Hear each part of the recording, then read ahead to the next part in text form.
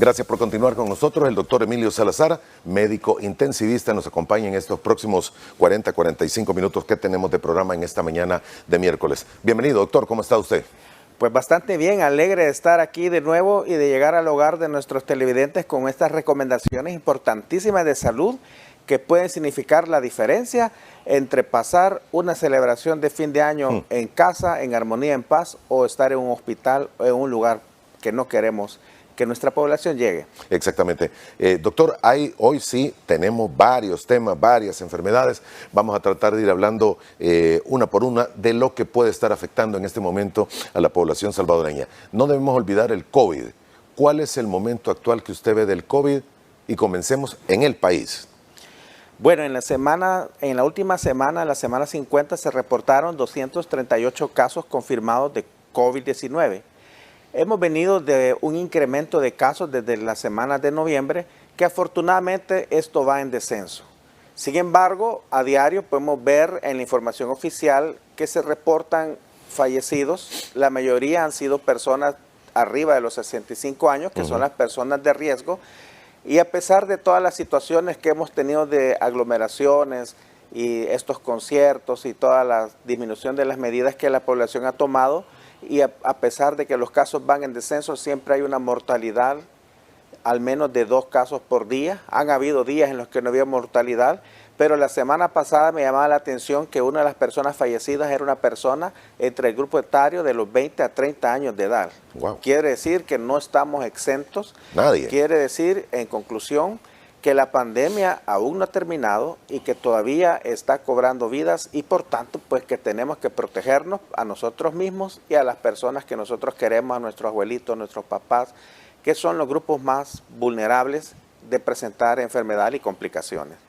Muy bien. Aquello de la inmunización de rebaño, ¿será que es un término todavía válido, señor?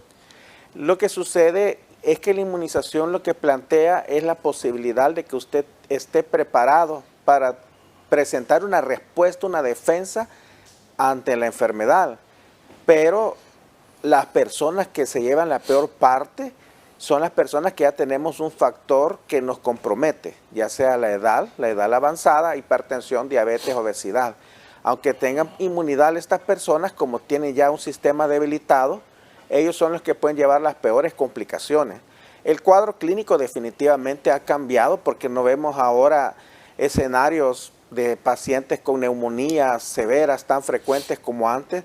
No vemos la necesidad de oxígeno ni la saturación de hospitales, pero sí estamos viendo casos de COVID que presentan complicaciones como arritmias cardíacas, inflamación cardíaca por COVID, y esto al final viene a asociarse a una mortalidad que está relacionada con causas cardíacas, no necesariamente neumonía. La inmunidad de rebaño y la inmunidad por la vacunación está presente, pero inmunidad no quiere decir en ningún momento que no nos va a dar la enfermedad y que no vamos a presentar estas complicaciones que estamos viendo.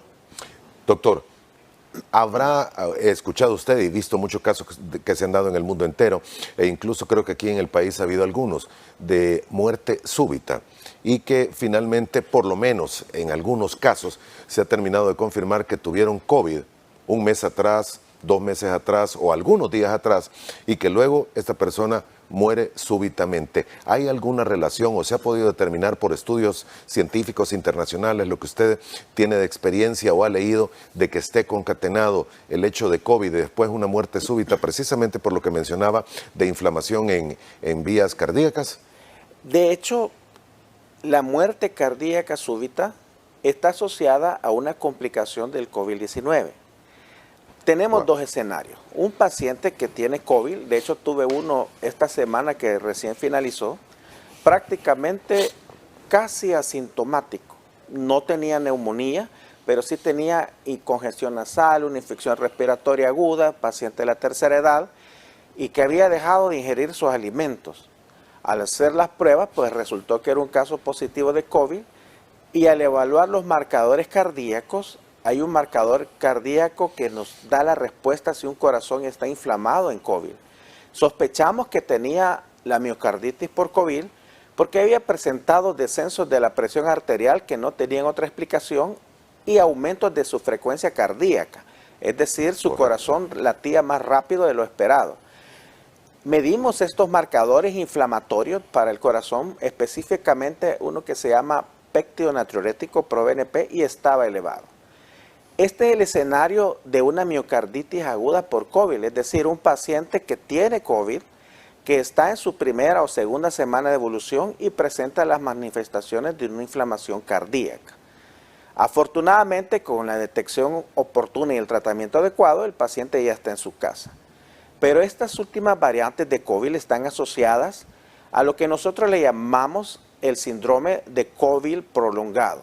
Son pacientes que permanecen con ciertos síntomas durante hasta 6 meses a 1 año y que pueden presentar actividad inflamatoria cardíaca, que si no tienen una detección oportuna, el paciente sale de la fase aguda de COVID y presenta todos estos síntomas, pero el corazón sigue inflamado.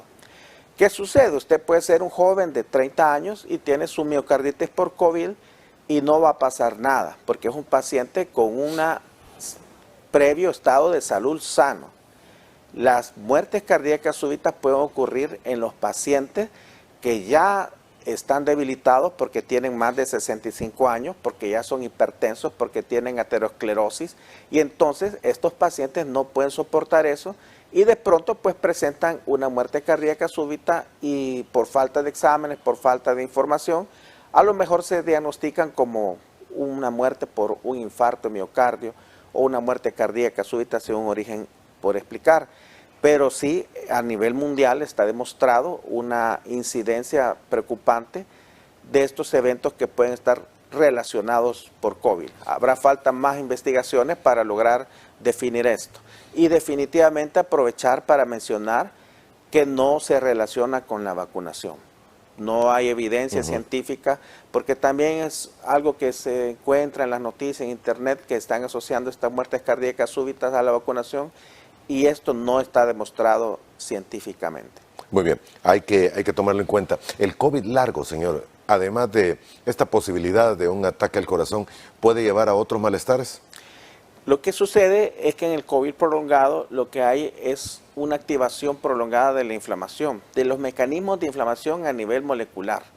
Y los pacientes pueden experimentar de pronto cierta fatiga al subir la grada, es decir, el paciente básicamente siente que no es el mismo, que pasó el COVID y que ya no tiene fiebre, que ya no tiene la congestión nasal, pero que él no logra realizar las actividades de la forma que estaba acostumbrado antes, que no logra en su trabajo tener el mismo rendimiento, y es un dato bien importante que tienen que tener en cuenta los patrones, ¿verdad? No es que su empleado no quiera trabajar, sino que simplemente pueden experimentar esa sensación de fatiga, esa sensación de malestar, e incluso de pronto pueden tener síntomas como dolores osteomusculares que todavía persisten, y está asociado también a cuadros de depresión, a cuadros de insomnio, pacientes que antes de tener COVID tenían un sueño placentero, tranquilo, y que después de haber presentado esta enfermedad experimentan que no pueden conciliar el sueño. Y todo esto es una cadena de eventos,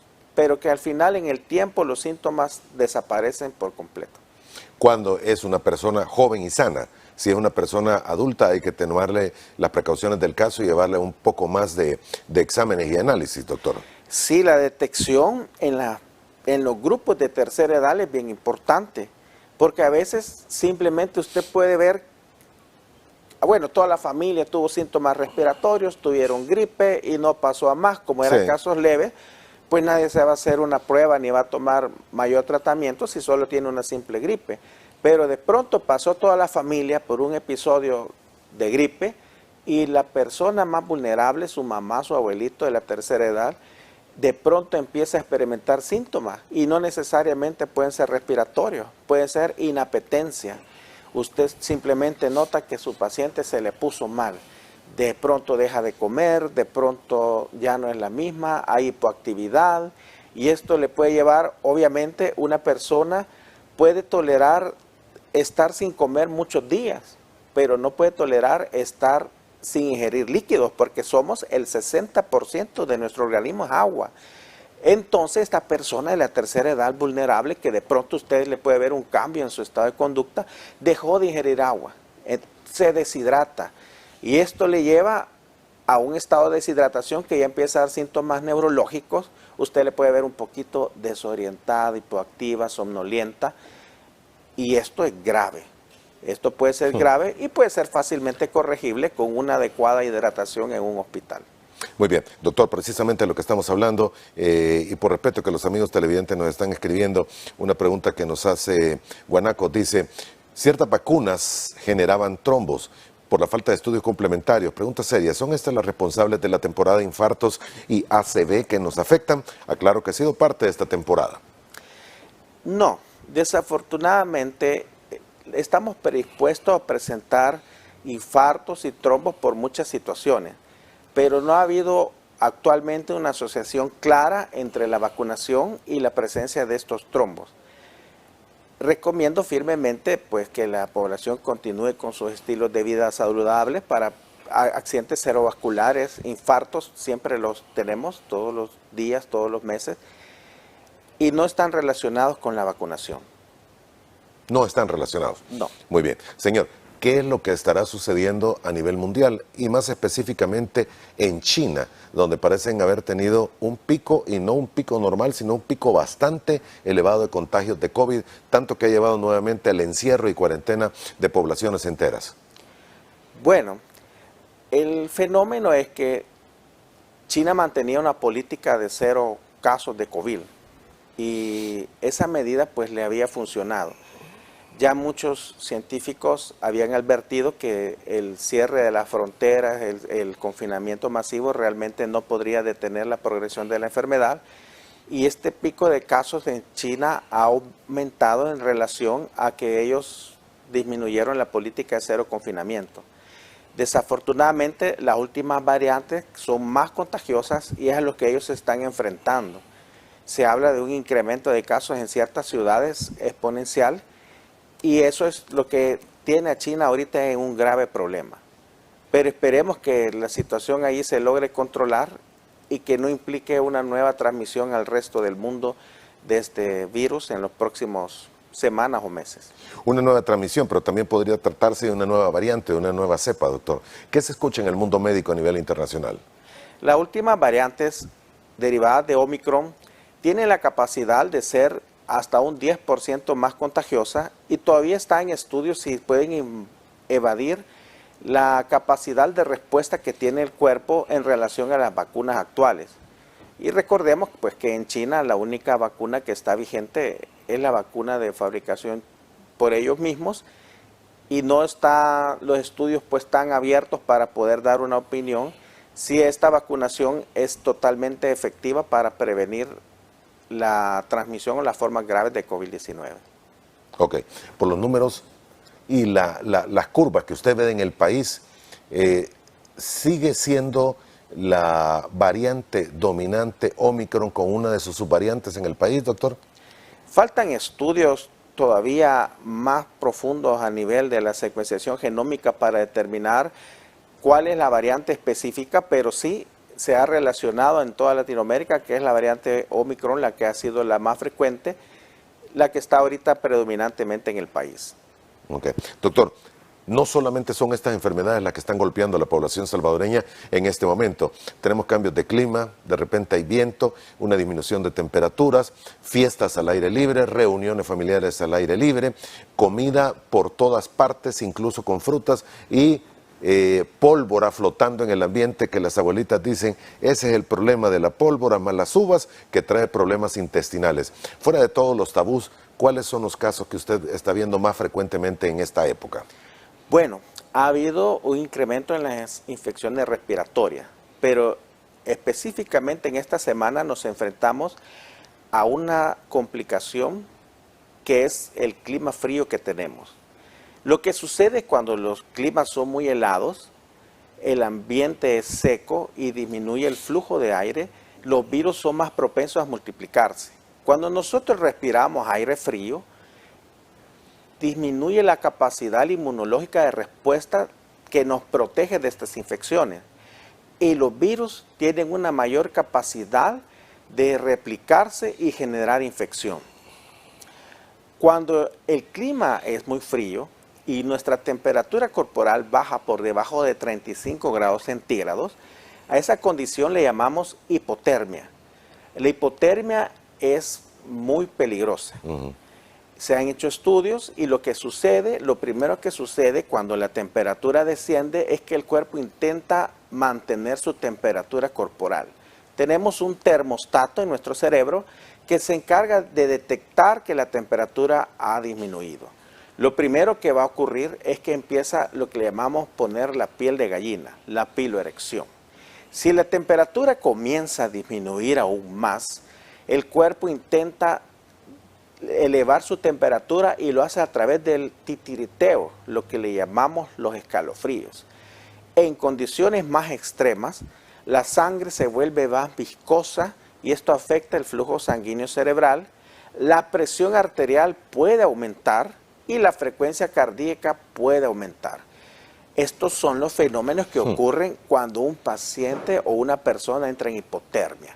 Si usted tiene una edad entre 20 años, 40 años y no tiene ningún antecedente, usted puede tolerar estos cambios de temperatura y puede adaptarse.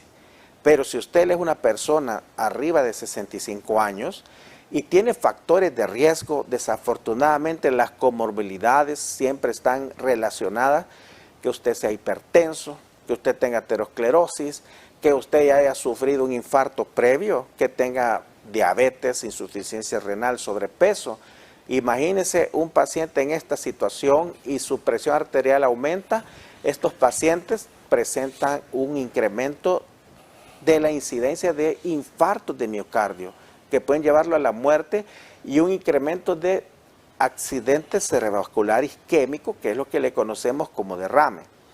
Entonces, ¿cuáles son las recomendaciones? Ahorita que, bueno, aquí en Antiguo Cucatlán la temperatura hoy por la mañana andaba en los 17 grados centígrados y esto puede bajar más. Tenemos que prevenir la hipotermia a todas las personas en general, porque no solo está asociada a infecciones respiratorias, sino que pueden haber cambios fisiológicos, que de pronto usted va a tener un paciente que hizo un infarto, hizo un accidente cerebrovascular isquémico. ¿Y por qué? Porque fue desencadenado por la hipotermia. Entonces lo que se recomienda es mantener una temperatura corporal estable, mantenernos abrigados. La cabeza, el 30% de la temperatura la perdemos en nuestra cabeza, y la siguiente parte donde perdemos nuestra temperatura son nuestras extremidades. Entonces, ¿qué va a hacer usted con su abuelito, su suegro, su paciente de tercera edad? Asegúrese de mantenerlo bien abrigado. Y un dato interesante, las prendas de algodón retienen más humedad y no son recomendadas para el frío. Tienen que ser prendas de lana, cubrir sobre todo la parte superior de la cabeza, cubrir las extremidades con guantes, con calcetines, y los accesorios, usar bufanda en estos días que va a ser mucho frío, proteger a la tercera edad y proteger a nuestros niños menores de 6 años, porque también es el otro grupo que está expuesto en el frío.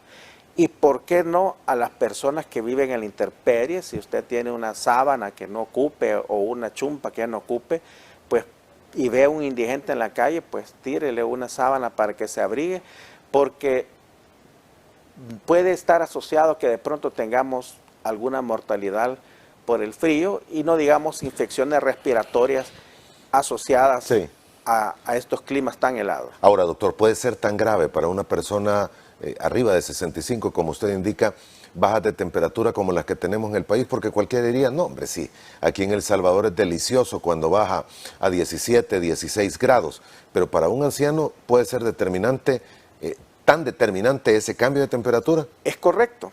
Sobre todo, a veces la población de esta edad vive sola.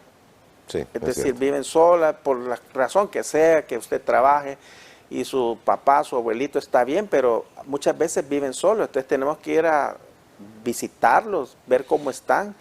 Otra forma de calentarlos es a través de la ingesta de líquidos calientes como el chocolate, café, y sobre todo, importantísimo, evitar los cambios bruscos de temperatura.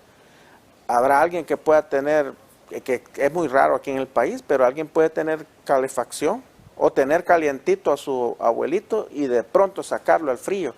Los cambios de temperatura súbitos o bruscos también están relacionados con alteraciones fisiológicas que pueden conducir a problemas de salud muy serios. Bien, nos escriben varios amigos con respecto a este tema. William Walter, voy a tratar de ponerlo en pantalla, doctor, pero nos escribe y nos dice, perdón, me había conectado a otro lugar, aquí está. Buenos días, tengo a mi padre de 96 años de edad, conectado con oxígeno. ¿Esto puede afectarle en alguna enfermedad? Gracias. William Asensio dice. Sí, bueno, un paciente de esa edad y que es oxígeno dependiente es muy vulnerable al frío. El agua que ocupa para humidificar el oxígeno también tiene que verificar que tenga una temperatura tibia, porque si no está entrando más aire helado y eso les puede producir disminución de la temperatura que puede ser imperceptible para nosotros. Y fuera de una neumonía, fuera de una infección respiratoria, como les explicaba al inicio, hay cambios al final cardiovasculares. Y de pronto usted va a estar consultando porque le dio un infarto, porque le dio un accidente cerebrovascular, que puede ser evitado si usted logra controlar la temperatura en esta situación de frío, porque sabemos que los infartos y los accidentes cerebrovasculares vienen relacionados por muchos factores que comienzan desde la infancia, la dieta, la nutrición, el estilo de vida. Pero ahorita puede haber un incremento de estos fenómenos en las personas de tercera edad y que tenemos que prestarle mucha atención. Muy bien, hay más preguntas de los amigos televidentes, pero vamos a hacer la última pausa comercial. Volvemos en aproximadamente 2 minutos. Siga con nosotros.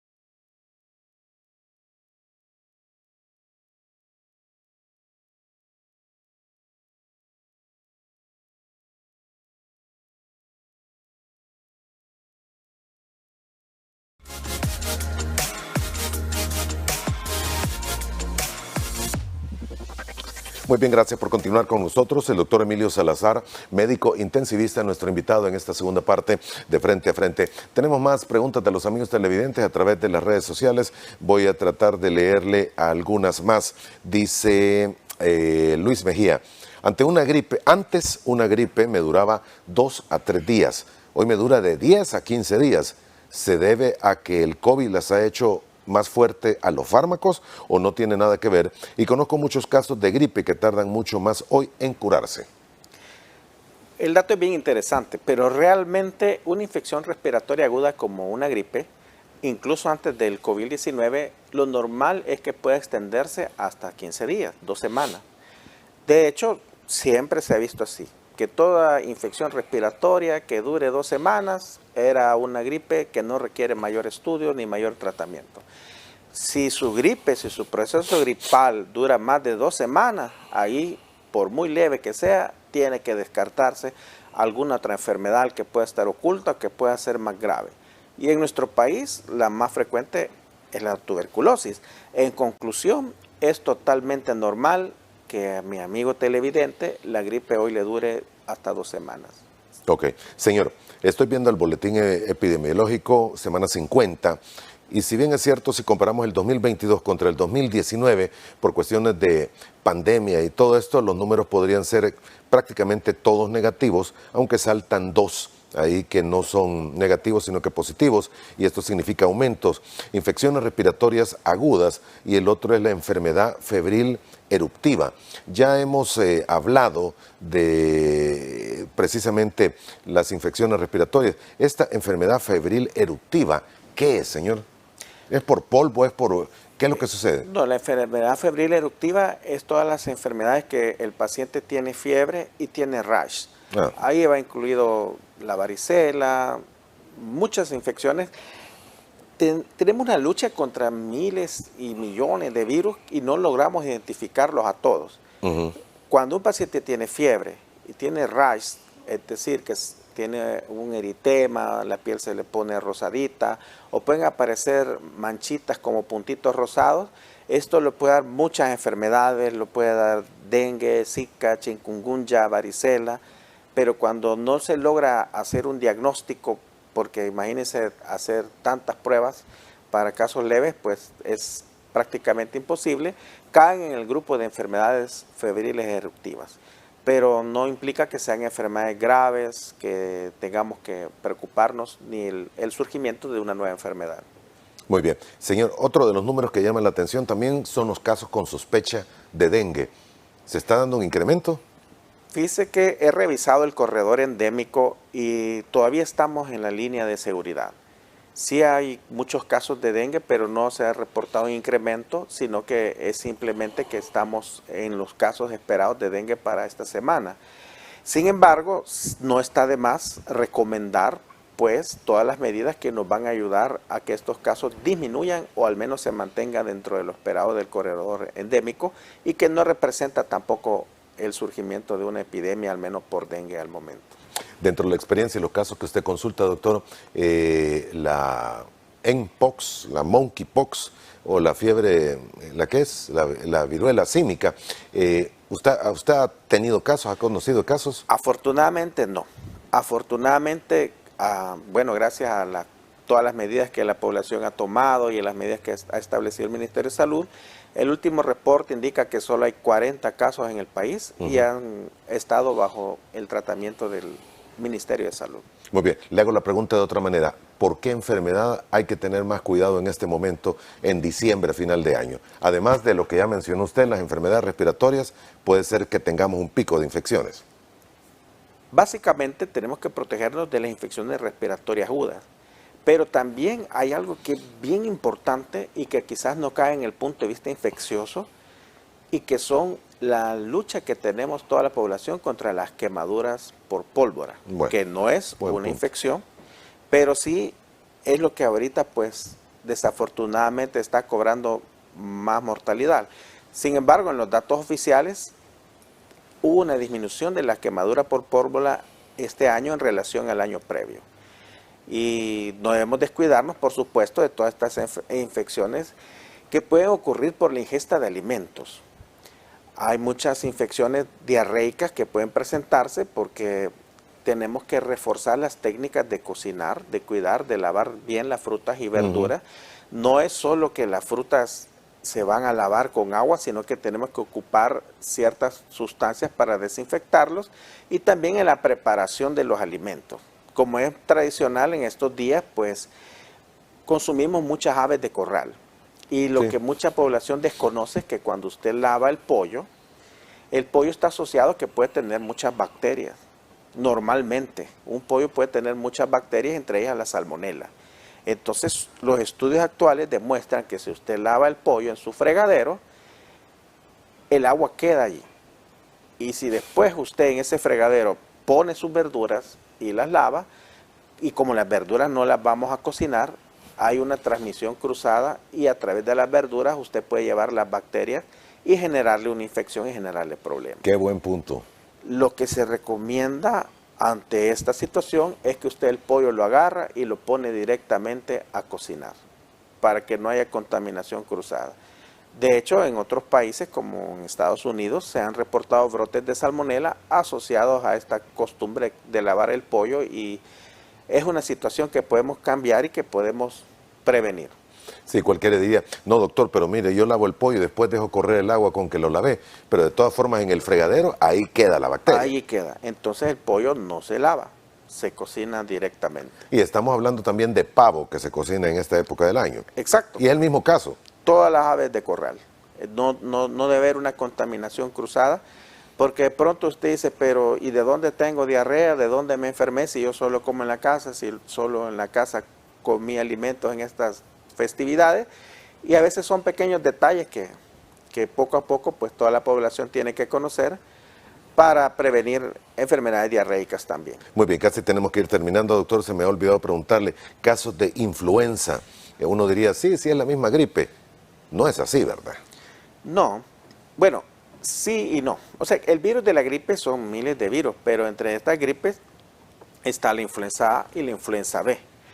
Sí han habido casos, incluso hay ahora pruebas que nos permiten distinguir estas 4 infecciones que son las más predominantes, que es el COVID-19, la influenza A, la influenza B y el virus sincitial respiratorio. De estas 4, el que menos hemos tenido en el país es el virus sincitial respiratorio, pero sí hemos tenido casos de influenza A e influenza B. Y todos se previenen con las mismas medidas, que son el uso de su mascarilla, la distancia social y el lavado de sus manos. Muy bien. Doctor, quiero agradecerle la oportunidad que nos ha dado de conversar con usted esta mañana y naturalmente terminar con una reflexión sobre todo de una persona tan capacitada como usted para dar planteamientos válidos y necesarios en esta época de fin de año. Fuera de la pólvora, que no debería quemarse pólvora, pero con respecto a los cuidados que debemos de tener con los ancianitos, que creo que vale la pena repetirlo, y también con los menores de edad.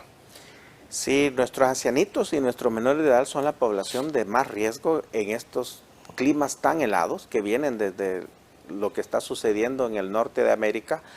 Manténgalos abrigados, no se confíe de que ellos están bien porque los cambios de temperatura pueden ser imperceptibles y ante cualquier síntoma que usted vea de que cambie su conducta, que tenga desorientación, usted tiene que consultar de inmediato, ya sea vía telefónica o de forma presencial con su médico. Recuerde que en la cabeza es donde va a perder más temperatura y debe mantenerlo, asegurarse de que se encuentra bien y mantenerlo abrigado y con una adecuada hidratación. Gracias, doctor, por haber estado con nosotros esta mañana en Frente a Frente. Él es el doctor Emilio Salazar, médico intensivista.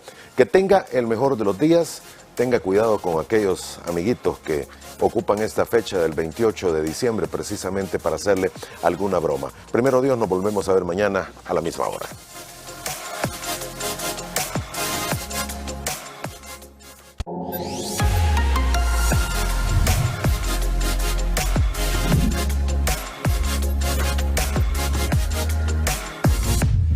Frente a Frente.